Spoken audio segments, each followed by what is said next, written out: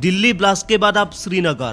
कश्मीर के Nowgam police station के अंदर वो धमाका जिसने पूरे सिस्टम को हिलाकर रख दिया।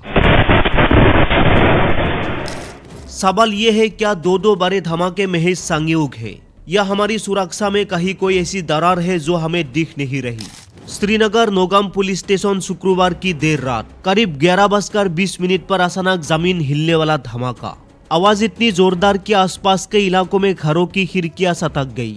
लोग नींद से जागकर भागे, शायद उन्हें लगा हमला हुआ है।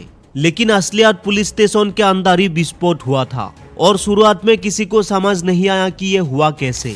पता चला कि पुलिस और एफएसएल की टीम जब्त किए गए विस्फोटक का सैंपल निकल रही थी। ये वही विस्फोटक थे जो फरीदाबाद में पकड़े गए टेरर नेटवर्क से बरामद हुए थे। उसे जांच के लिए पुलिस स्टेशन लाया गया था, लेकिन सैंपलिंग के दौरान धमाका हो गया और धमाका इतना भयानक कि पूरा कमरा और आसपास के हिस्से उड़ गए। इस हादसे में कम से कम 9 लोगों की मौत की पुष्टि हुई है। इसमें पुलिस के जवान, एक इंस्पेक्टर और एफएसएल टीम के सदस्य शामिल है।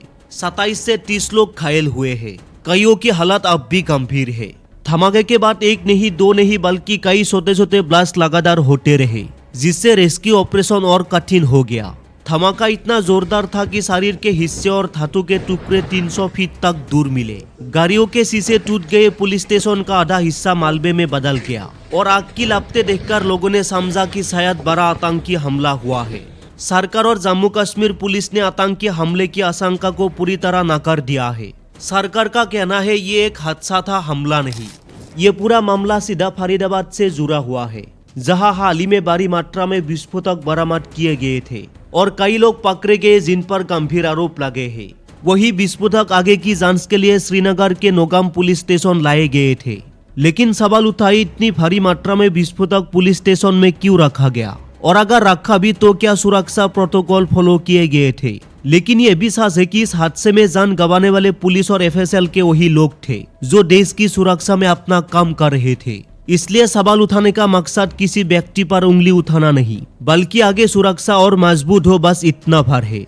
दिल्ली धमाके के बाद श्रीनगर की ये घटना कई ज्यादा दर्दनाक है, क्योंकि यहाँ हमारी सुरक्षा एजेंसियों के लोग घायल हुए, जान गई। यह हादसा हमें याद दिलाता है कि आतंक से जुड़ी सामग्री को संभालना कितनी संवेदनशील काम है और सुरक्षा के हर स्तर को और मजबूत बनाने की जरूरत है। हमारा मकसद आरोप लगाना नहीं, सिस्टम को जगाना है, ताकि आगे ऐसी कोई घटना दोबारा ना हो। फिलहाल इस हादसे पर आप क्या कहेंगे? अपनी राय हमें कमेंट बॉक्स पर जरूर दें।